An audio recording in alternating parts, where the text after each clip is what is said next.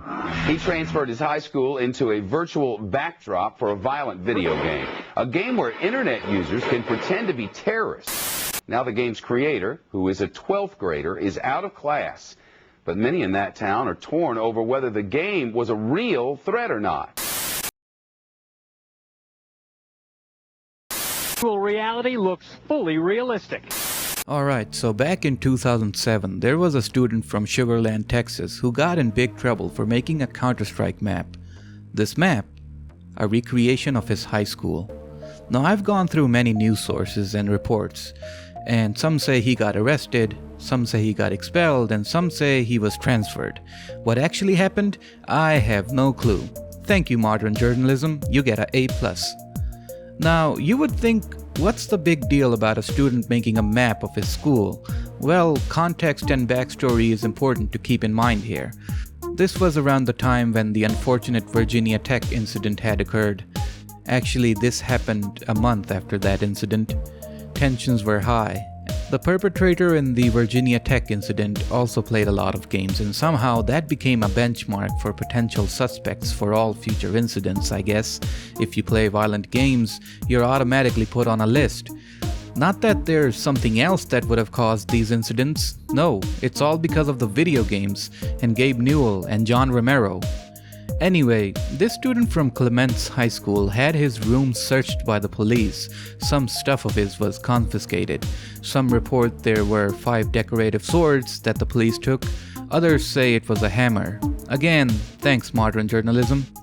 Apparently, he was also transferred to a special education school and whatnot. I mean, the whole thing was pretty bad, and it's interesting to research if you want.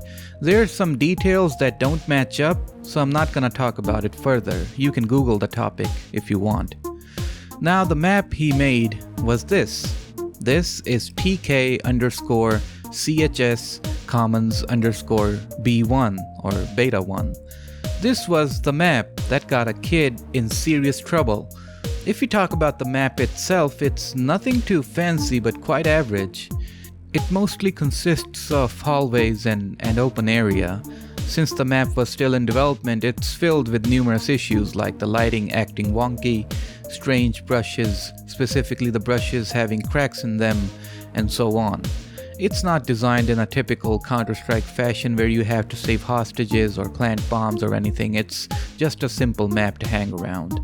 I mean, imagine, you open up Hammer, you make a map of your school or your house, and the next thing you know, you're expelled from school, you're being yelled at by your parents, the cops are ransacking your house like Jesus Christ. What rustled my jimmies was the fact that a student got in trouble because of this. You can maybe chalk it up to tensions being high at the time, but rather than investigating the matter, the authorities and the school administration took the most lethal approach to it. Well, that's pretty much all that I had to say about it. Hope you enjoyed this video about a little snippet of Counter-Strike's history. Let me know in the comments if there's any other topics like these you want me to cover. I'll see you in the next one. Thank you for watching.